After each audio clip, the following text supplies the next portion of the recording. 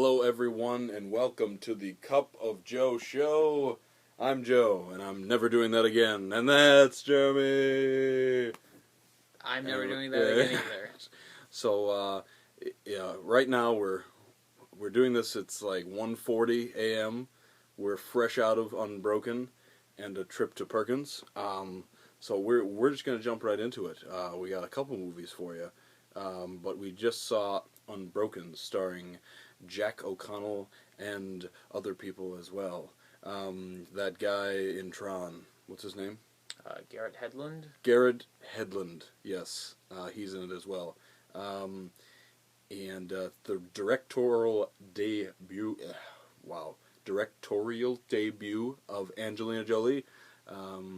So we just saw that. Let's get into it. All right. So your thoughts, Jeremy, Unbroken. Well, to be honest, I was a little underwhelmed by the film.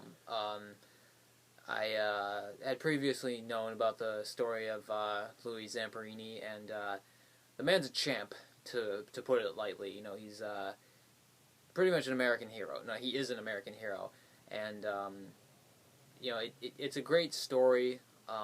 The things that he did, the things that he endured and went through, is incredible, and it's a story worth commending and all that. That said, I don't know if it was Angelina Jolie's directing or other choices made with the production, but there was just something about the movie that just didn't quite feel right to me. I just don't feel like I connected with things as much as I should have. Particularly Louis himself. The actor, what was his name? Jack O'Connell. Yeah. He did a good job, but at the same time, I feel like the movie would have been better served dealing with Louis growing up and his pre-war experiences a little bit more, to get to know him a bit better. That's just me, though. Joe? I have some of the same issues. The thing is, this is a kind of movie that kind of sets itself up to be an Oscar-worthy film, and it's not. It's very like, this is a film that you expect to just be up here, and it's like here. It's flat. I think flat is really a good way to describe it. It's not bad, but there's nothing special about it. A lot of the like important parts of the film, the big the key moments of the film where you're supposed to go like, yeah, they're all in the trailer. They're all pretty much in the trailer. So when the scenes come, you know what's gonna happen at the end. So it's kind of like it loses something there. I'm not saying that a lot of the things didn't touch me. I have no nails left. I was really biting my nails. Because just a lot of the stuff was naturally, it was just terrifying to me. I didn't realize they were going to be in the sea that long. That was terrifying. I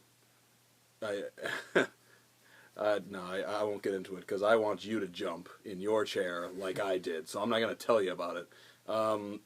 But anyway, yeah, I mean there were, it was intriguing, but not to the point where it should have been. Like you said, it's a very good story. I thought, and again, Jack O'Connell did a very good job, but I don't think that this should have been given to Angelina Jolie as her directorial debut to try to tackle this film. So I think some director with a higher pedigree should have taken on this film. I mean, it's nothing against Angelina Jolie. I just don't think that this was the one to just jump into. I would have liked to have seen a lot more. I agree with what you said about building.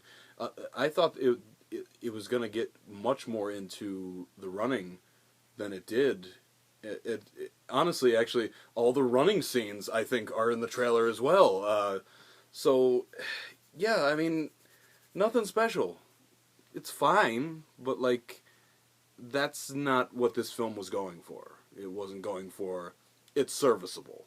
It was going for here, and it hit here, and that's it. So ultimately, I'd have to put Unbroken under under the disappointing category. So let's move on to. We also saw The Imitation Game earlier this week, starring Benedict Cumberbatch, Matthew Goode, and Keira Knightley, and Mark Strong, because every movie needs a Mark Strong. Preferably the Mark Strong. Yeah, right. Absolutely. So, oh man, I guess I'll try to start it off here. This is a very well done film. It was very well done. It was very well acted. It was very good. This is an Oscar worthy film. I'm not saying that it's going to win Best Picture, but it deserves in certain categories. I mean, as people have been saying, I mean, Benedict Cumberbatch is a shoo-in for Best Actor. I think, not winning. He's gonna be nominated. I haven't seen everything yet to make that call, but he's definitely gonna be nominated. Keira Knightley might be nominated for Best Supporting Actress. She did a great job. Like I already mentioned, Benedict Cumberbatch did a great job. And it's a story that really hits home with me, considering that my mother is gay. So like it boggles my mind that like it used to be just the people used to be it used to be against the law, like that's just insane to me. And I guess I don't want to get into it too much. I mean, it's historical, so I wouldn't really be ruining it because it's history. It actually happened. Yeah, it was honestly it was a very well done film. It was a great film, and I don't usually use this phrase, but I think it's an important film. I really do. I think it's very important and interesting, and I really liked it, and it's very emotional, and it hits home. It has one of the best scenes, most well acted scenes toward the end, with Benedict Cumberbatch and Keira Knightley, and ultimately I was very impressed with the film. I was expecting to be impressed, and I was very impressed. That's it. Oh, okay. You're up. You're up, Jeremy. Well, earlier in this week, Joe and I were trying to decide what movie to see between Unbroken and The Imitation Game. Ultimately, we flipped a coin. 2 out of 3 times it came out to The Imitation Game.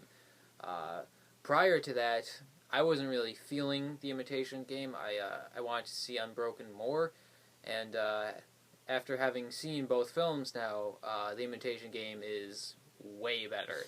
So, thank you, fate, for deciding that, or chance, or whatever. Let's let fate decide, huh?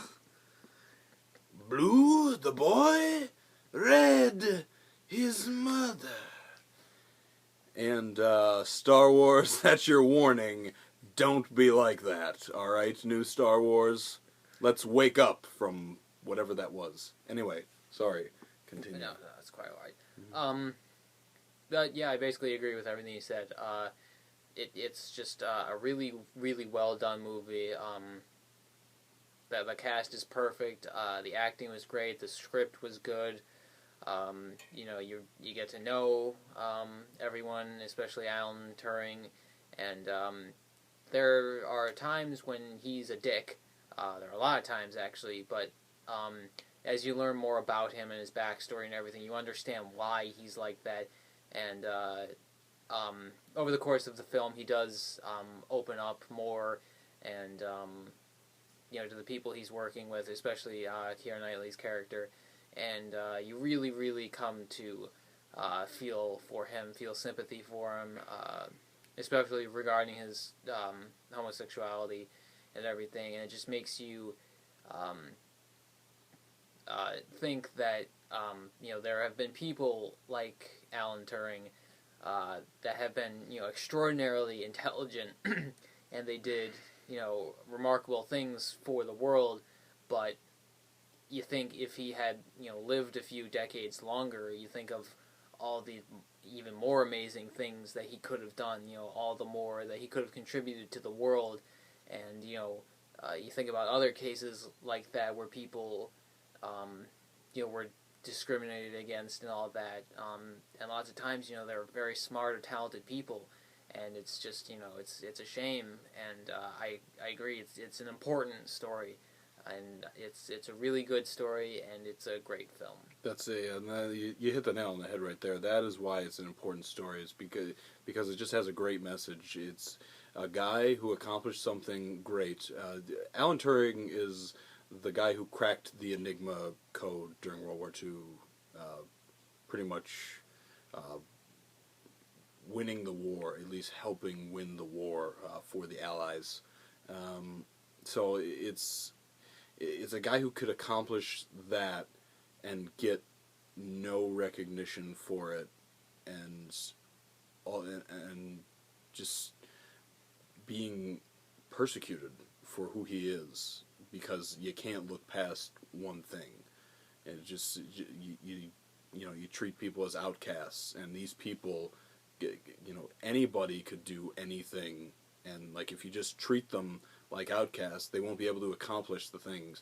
And like this was the beginning of computers, so imagine what this guy could have done, like you said, could have done to the future of computers. If he had lived, have been able to live longer. Well, there you go. We just kind of spoiled it there. But anyway,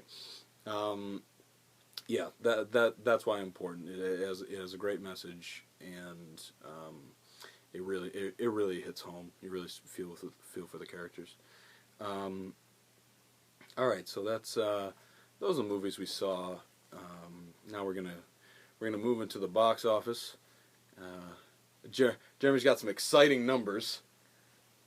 In some respects. Well, last weekend was the weekend right after Christmas, so a lot of people off from work and school. A lot of people had time on their hands, so it's one of the few movies of the year where we'll see, or one of the few weekends of the year where we'll see movies actually increase.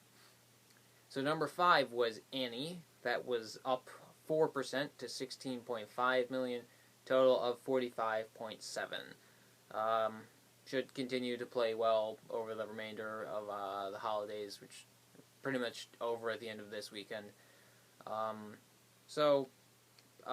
It cost 65 million, and I just do not understand how a movie like this costs half that much, but it might do all right in the end.